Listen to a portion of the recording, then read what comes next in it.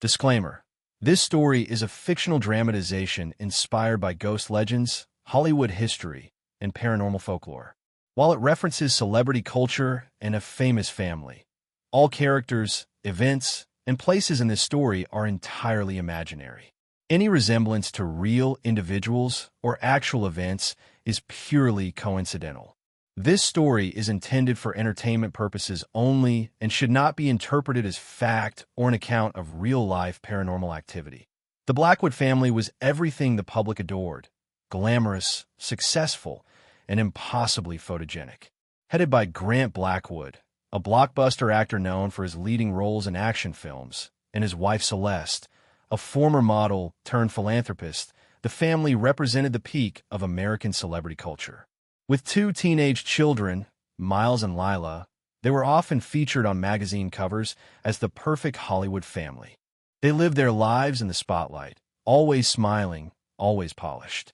When news broke that they had purchased an iconic mansion in the Hollywood Hills, once owned by 1930s film legend Evelyn Harrow, the media buzzed with excitement. Fans called it a full-circle moment, as modern royalty stepped into the forgotten palace of old Hollywood. The mansion was a sprawling 15,000-square-foot estate perched on a hilltop with sweeping views of Los Angeles. Covered in ivy and surrounded by wrought iron gates, it carried the aura of both wealth and history. The moment the family walked through the arched wooden doors, they were swept up by the romance of the place. Velvet curtains still hung from tall windows, and crystal chandeliers dangled from gold-trimmed ceilings. The marble staircase creaked with elegance as Celeste glided up it during a live-streamed house tour that gained millions of views. "It's like stepping back in time," she said, smiling into the camera. But even as they moved in, there were signs, subtle at first, that the house was not as welcoming as it appeared. The dog, Archie, refused to go near the West Wing. The air in some rooms was inexplicably cold despite the California heat. Lights flickered, but the electrician blamed the old wiring. One of the housekeepers mentioned hearing voices when she was alone in the laundry room. Grant brushed it all off as the quirks of an aging estate. Yet, as the days turned into weeks, the feeling of being watched settled deep into the walls. Lila, who was 15 and usually glued to her phone, started sleeping with the lights on. Miles, 17 and skeptical of everything supernatural, joked about a ghost in the mirrors, but even he stopped going into the library after dusk. There was one mirror in particular, ornate with a cracked gold frame, that the entire family began to avoid. Whenever they passed it, they felt something, a presence, a pressure. Still, the Blackwoods carried on. They hosted parties for Hollywood elites. Photographers from lifestyle magazines snapped pictures in their vintage kitchen and beside the fountain in the garden courtyard. To the world, they looked like they were living a dream. But behind closed doors, whispers traveled through empty hallways. Doors opened and closed on their own. And more than once, Celeste woke up in the middle of the night to the sound of someone crying softly in the hallway. Then came the night Celeste found an old photo tucked behind the mirror in the master bedroom. The photo showed Evelyn Harrow standing in the very same room, wearing a long silk gown, smiling beside an unknown man. The back of the photo had one word scribbled in fading ink: help. A chill swept over Celeste, but she said nothing. After all, this was Hollywood. Drama was part of the decor. But the truth was, a story long buried in the past had begun to wake, and the Blackwoods were about to become its unwilling audience. In the weeks that followed their move, the Blackwood family began to sense an unsettling shift in the mansion's atmosphere. It was as if the walls themselves had started to breathe, slowly, heavily, watching. At first, it was little things, lights flickering just a second too long before turning on, faucets dripping despite being tightly closed, the refrigerator alarm going off in the middle of the night, even when the door was shut tight. These were written off as old house quirks, the kind of harmless issues that came with vintage charm. But the unease grew. One evening, as Celeste was folding laundry in the downstairs linen room, she distinctly heard a whisper. It wasn't loud, but clear enough that she turned around, expecting to see someone. No one was there. The hallway behind her was still. At first, She laughed it off, blaming exhaustion. But the same whisper came again the following night.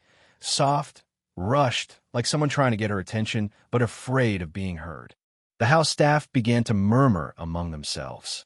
Maria, their longtime housekeeper, requested to be reassigned to a different area of the mansion. She refused to clean the west wing, citing a bad feeling. When Grant asked her to explain, she only shook her head and said, "There's something in those rooms that doesn't want to be forgotten." Lila, already a quiet teen, became even more withdrawn. She stopped using her room and started sleeping on the couch in the main living area. Celeste found her staring at the fireplace one morning, eyes wide, face pale. When asked what was wrong, Lila whispered, "There's a woman in my room. She was crying in the corner last night."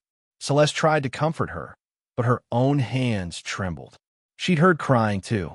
Grant, ever the skeptic and protector of the family image, refused to believe in any of it.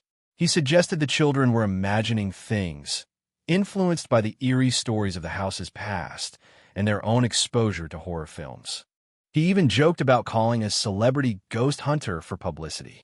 But deep down, he was unsettled. The night before, as he walked past the grand mirror in the hallway, he saw something move behind his reflection.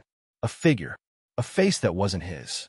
Even Archie, the family's golden retriever, became unusually skittish. He barked at empty corners and whined whenever anyone approached the staircase. One morning, he refused to go upstairs at all. When Celeste tried to coax him, the dog growled, a low, unfamiliar sound that made the hairs on her arms rise. One particularly stormy night, Miles was studying in the library when he heard what sounded like piano keys being struck. Curious, he followed the sound into the music room. There, the antique baby grand piano sat open, untouched. As he stood in the doorway, a single key pressed itself down slowly, without a hand in sight. He ran upstairs and refused to go back down for 2 days. The most unnerving moment, however, came when Celeste was taking a shower. As the steam filled the glass and mirrors fogged, a message slowly began to appear in the condensation. 3 words, "She was here." Celeste stood frozen, dripping with water and fear. She reached out, wiped the mirror, but the words had vanished. Still they stayed. The family clung to their routines, to the appearance of normalcy. There were parties to attend, red carpets to walk. To the outside world, the Blackwoods lived in a dream home. Inside, they were prisoners of an invisible, growing presence. Something, or someone, wanted to be acknowledged. And she was getting louder. Whatever haunted the mansion wasn't just a wandering spirit. It was building up to something. Something the family could no longer ignore. It was just after 2 a.m. when Celeste woke with a start, the room heavy with silence. She wasn't sure what had disturbed her. No thunder, no sound from the children's rooms. Grant was asleep beside her, breathing deeply. Still, something fell off. The air was cold, unnaturally so, as if the very walls had dropped in temperature. She reached for the covers, pulling them closer to her chin, and that's when she saw it. At the foot of the bed stood a woman. She wore a long, vintage nightgown, the kind Celeste had only seen in old films. Her face was pale, eyes hollow, mouth slightly open as if she were trying to speak but couldn't. Her hair, wet and dark, clung to her neck. For a brief second, Celeste believed it was part of a dream, her mind playing tricks, but the woman didn't fade. She didn't blink. She just stood there, watching. Celeste gasped and reached for Grant's arm, shaking him violently. "Wake up," she hissed. "Someone's in the room." But by the time he opened his eyes and sat up, the woman had vanished. No sound, no trace. Only the cold remained. Grant flipped on the bedside lamp and checked the security system through the wall-mounted tablet. No breaches, no movement alerts. But Celeste knew what she saw. Her body trembled, heart pounding as if she'd just survived an accident. "I swear she was right there," she whispered. The next morning, she didn't mention the encounter to the kids. Lila had been sleeping in the living room again, and Miles had dark circles under his eyes. She didn't want to fuel their fear. But later that day, she reviewed the hallway security footage herself, something she never did. At exactly 2:03 a.m., the footage caught something chilling. A figure, Misty, slow-moving, drifted from the hallway into the master bedroom. Not a person, not a shadow, but something in between. When she tried to zoom in, the image pixelated, but the shape of the gown was unmistakable. Celeste felt her throat tighten. The cameras had seen her too. The family tried to carry on as if everything was fine. But that night, the house came alive. Doors slammed without warning. Archie howled nonstop and clawed at the back door until his paws bled. Lila screamed when she saw someone walk past her bedroom window, even though they were on the second floor. Celeste contacted a psychic medium named Miriam, someone recommended by a discreet celebrity friend who had dealt with a haunted property before. Miriam arrived quietly, dressed in black, with silver rings stacked on each finger in a calm but serious expression. The moment she stepped into the foyer, her face changed. She inhaled deeply and closed her eyes. "She's here," Miriam whispered. She never left this house.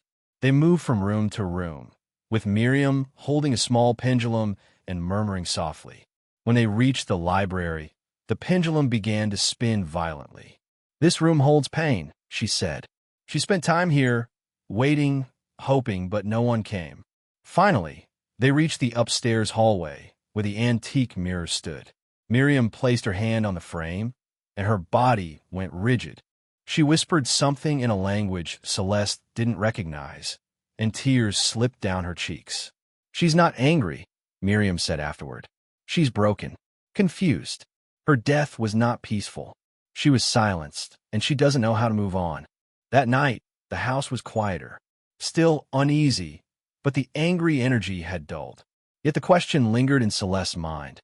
Who was she, really? And what happened to her in this house? The answer, it seemed, was waiting to be uncovered. The morning after Miriam's visit, Celeste couldn't shake the sensation that the woman's presence was growing bolder. No longer limited to the occasional flicker of the lights or chill in the air, the entity now seemed to follow them, clinging to corners of the house that had once felt warm and inviting. Celeste knew that something had to be done, not just for their sanity, but for their safety. If the spirit was trapped by tragedy, she needed to uncover that story. She needed the truth. Celeste began her search in the mansion's attic, a place even the staff avoided. Dust blanketed everything, and old boxes lined the wooden shelves. There were props, vintage clothes, newspaper clippings, artifacts of the home's Hollywood past. Evelyn Harrow, the original owner, had been a stunning starlet of the 1930s. Known for her tragic beauty and haunting screen presence, she had risen to fame quickly and disappeared just as fast. Public records listed her death as accidental drowning in her bathtub at the age of 28. But something about that always felt unfinished, even suspicious. In one box, tucked beneath a stack of rotting lace dresses, Celeste found an old leather-bound journal. The pages were brittle, the ink faded but still legible. It belonged to Evelyn Harrow. The entries started cheerful.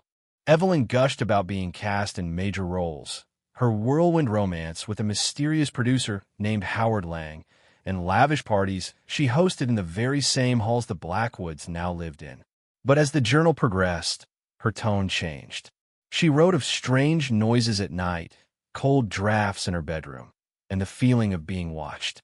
She even described a mirror she came to fear, the very same one that still stood in the hallway. But the most alarming part came near the end of the journal. Evelyn spoke of threats. She wrote, "Howard has secrets. I've seen things I was never supposed to. He said if I speak, they'll destroy me." A few pages later, a chilling entry appeared. "He locked me in my own room tonight. Said I'm unwell. But I'm not. I am afraid. I don't think I'll make it through the week." The final entry was dated 2 days before her supposed accident. "If I die, it wasn't me. Tell the world I was silenced." Celeste's hands trembled as she closed the journal. This was no mere haunting. Evelyn Harrow had been murdered, or, at the very least, driven to death. Her soul, trapped in the house, was seeking justice. Celeste brought the journal to Grant that evening. He read it in silence, his jaw tightening with every page. "We need to go to the police," Celeste said. But Grant hesitated. "They'll call it fiction, a ghost story. And if the press finds out, they'll say we're crazy. He was right. Hollywood fed on drama. The tabloids would turn it into a circus. But Celeste didn't care anymore. A woman had died in this house, and her spirit was crying out. Later that night, the couple showed the journal to Miriam, who confirmed the energy in the house had grown stronger. She's been waiting for someone to hear her, Miriam said softly. Now that you have, she won't rest until her truth is known. Miriam suggested a spiritual unveiling, a ritual to connect fully with Evelyn's spirit. But she warned them, she may show you her final moments. Be prepared for pain. Be prepared for truth. The Blackwoods were beginning to understand that this wasn't just about a haunted house. It was a ghost caught between life and death, screaming for her story to be told. And the house wasn't going to let them leave until they did. Despite the mounting terror inside their home, the Blackwoods kept up appearances for the cameras. As a celebrity family, public perception was everything. They continued posting curated photos on social media. Grant posing shirtless by the infinity pool, Celeste smiling in her designer kitchen. The kids featured in matching outfits under golden California sunsets. But none of the photos showed the sleepless nights, the whispered voices, or the shadowy figure that now seemed to linger in their peripheral vision every day. Grant insisted they keep everything quiet. People would love to tear us apart, he said firmly one night, while reviewing press photos from a red carpet event. One hint of ghost talk, and we're a joke. No one would take us seriously again. Celeste knew he was trying to protect their brand, their livelihood. But she also knew the longer they waited, the worse things were getting. Lila had started drawing again, something she hadn't done since she was 9. But her sketches weren't butterflies or flowers. They were disturbing.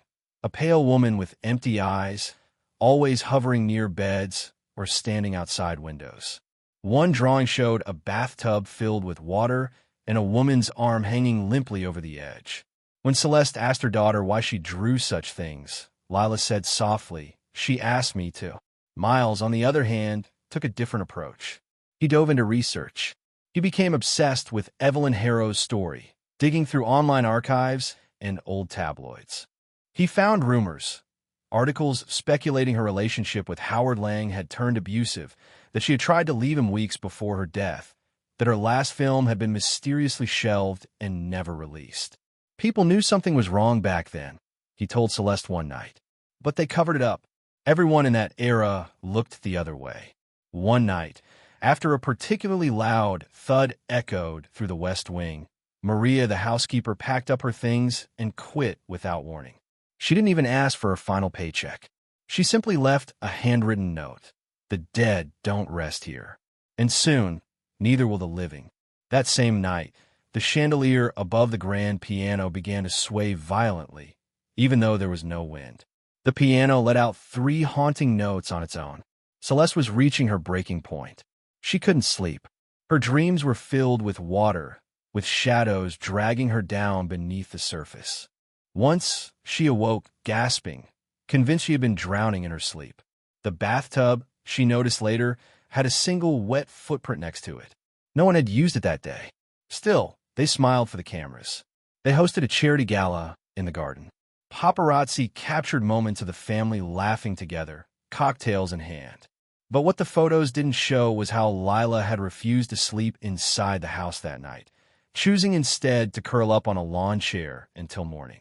Behind the designer walls and curated smiles, the family was unraveling. Finally, Celeste confided in a close friend from the industry, a retired actress who had lived in the area for decades. The woman went pale when she heard the story. Evelyn was brilliant, she said quietly, but she was doomed. Everyone knew Howard Lang had powerful connections. Her death wasn't natural. People whispered about it back then, but no one had the courage to speak up. That was the last push Celeste needed. The time for pretending was over. They couldn't keep smiling through the horror. The family agreed. They had to confront the truth, even if it meant exposing the dark legacy tied to their perfect home. Because what lived within the walls wasn't going to stay silent much longer. The tipping point came on a night that began deceptively calm. The sky over Los Angeles was unusually clear, the kind of night the city's lights made feel almost magical. Celeste had cooked dinner herself, rosemary chicken, Lila's favorite. For the first time in days, laughter returned to the table. They talked about school, upcoming interviews, even joked about filming a family ghost movie once things settled down. But beneath the surface, they all knew the piece was a thin mask stretched over something terrible. That night, they went to bed early. But at exactly 3:14 a.m., the house erupted. A scream shattered the silence. Lila's. Celeste and Grant jumped out of bed and ran toward her room. The door wouldn't open. Something or someone was holding it shut from the inside. Miles came stumbling from his room, panicked, as Archie barked and whined from the top of the stairs. Inside, Lila was screaming about a woman standing above her bed. Try to pull her away. The lights in her room flashed violently, the bulbs stuttering between light and darkness as if short-circuiting. Finally, with all their combined force, Celeste and Grant burst the door open. The lights died instantly. Lila was on the floor, curled in a corner, sobbing. She had deep scratches on her arms, not self-inflicted and not from the dog.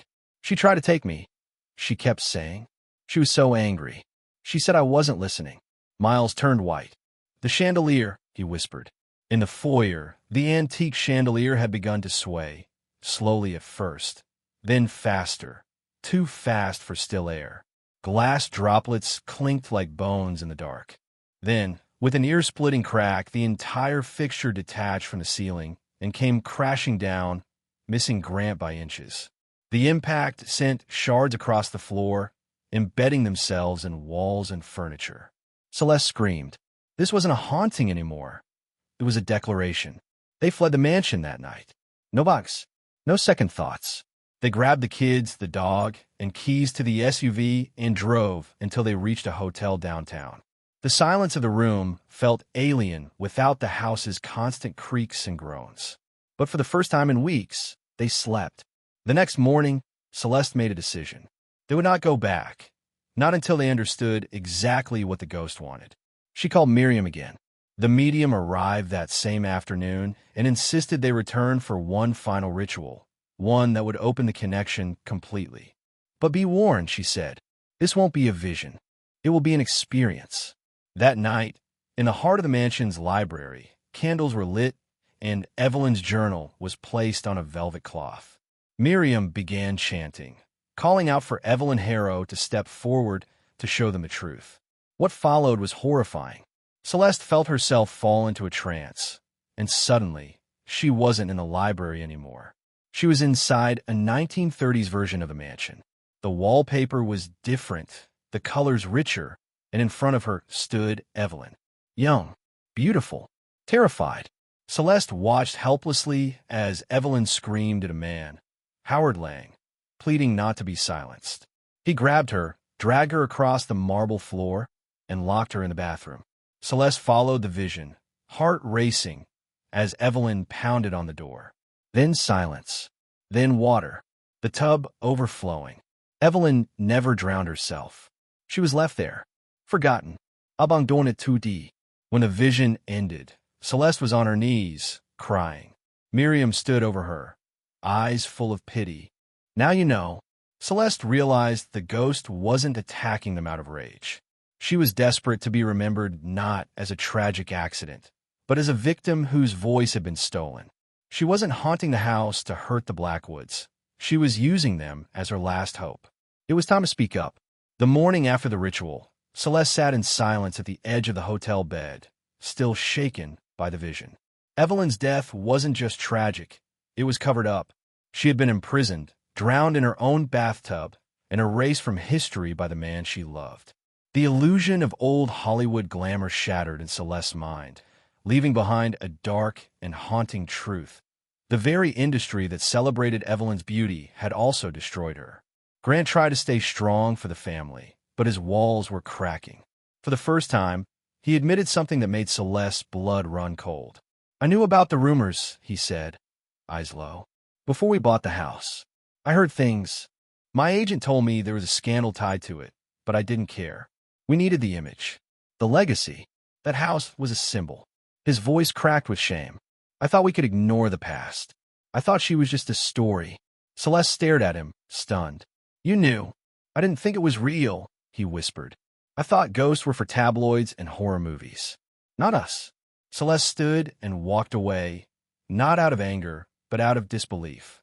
The haunting had been made worse by their ignorance, their silence. Evelyn wasn't just a ghost. She was a voice that had been stifled for nearly a century. And now, her fury had found a home in their family. It was Miles who suggested they go public. "Mom, if we say nothing, we're no better than the ones who let her die." He pointed at the journal. She wanted to be heard. "We're the only ones who can help her now." Reluctantly, Grant agreed. That week, Celeste and Grant sat down for an exclusive interview with a trusted news outlet, one known for its integrity, not sensationalism. They didn't spin it as a ghost story. They framed it as historical truth. Celeste spoke directly to the camera, holding Evelyn's journal in her lap. She recounted the vision, the research, the entries that revealed a silenced woman's pain. They showed photographs, the attic discovery, and the psychic testimony. They shared Evelyn's final words, "If I die, it wasn't me." The interview went viral within hours. Public reaction was mixed at first. Some viewers were enthralled, others skeptical. But then, something unexpected happened. Former employees of Howard Lang came forward anonymously, backing up the story. One even claimed to have seen Evelyn the week of her death, bruised and terrified. The rumors had been true all along. The Blackwoods were praised for their bravery, but they also received backlash. Tabloids twisted their story into paranormal spectacle. Headlines like "Haunted Hollywood," "Celebs Flee Ghost Bride" flooded social media. Still, the family stood firm. They didn't need everyone to believe, only for the truth to finally be spoken. Days after the interview aired, the house grew strangely still. The cold spots vanished. No whispers, no shadows, no flickering lights. For the first time since moving in, the mansion felt empty, and yet peaceful. Miriam visited one last time. She walked the halls, paused in front of the antique mirror, and smiled softly. "She's gone," she said. "She heard you." Celeste nodded, eyes brimming. "She's finally free." But just as they prepared to list the home for sale, Lila walked into the living room holding a drawing. It was another portrait of Evelyn, but this time she was smiling. In the window behind her, the family's home stood tall. Beneath it, Lila had written in red crayon, "She says thank you." It was a final gift, a farewell from a woman who had waited nearly 100 years to be seen. The curse wasn't just the haunting, it had been the silence. And once the truth was spoken, the ghost faded, but the story remained. 3 months after the Blackwoods interview shook both the entertainment industry and the paranormal community, the mansion stood quiet. The ornate halls no longer echoed with whispers.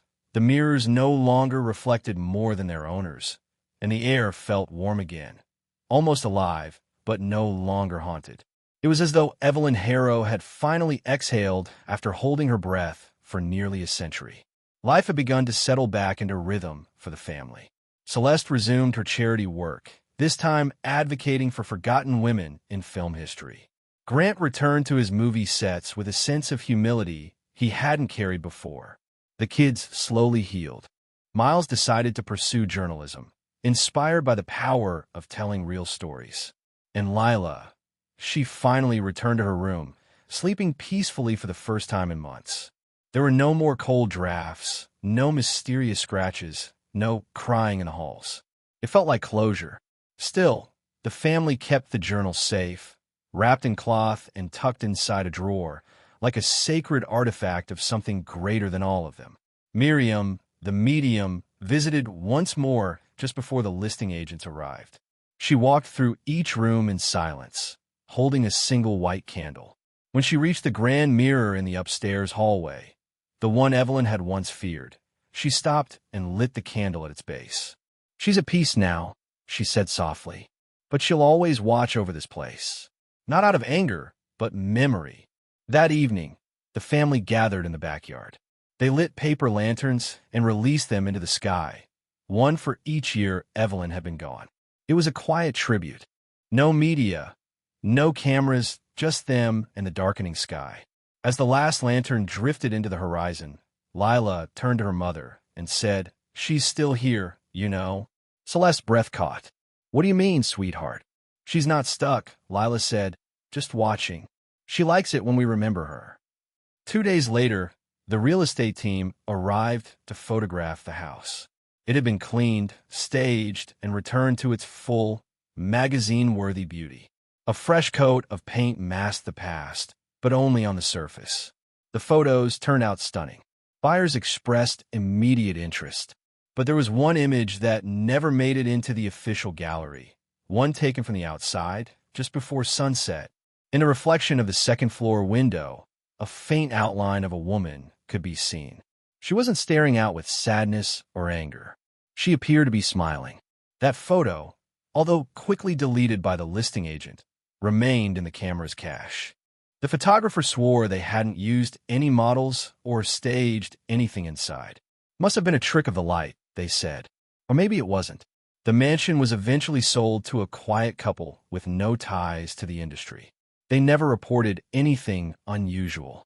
No flickering lights. No strange sounds. Just the occasional scent of lavender, Evelyn's favorite perfume, and the sense that they were never truly alone. As for the Blackwoods, they never spoke of the ghost again in public. But each year on the anniversary of Evelyn's death, Celeste lit a candle in her honor. Not out of fear, but out of respect. Because some stories demand to be told. Some voices refuse to stay buried. And some homes never really let go of the ones they loved. 55.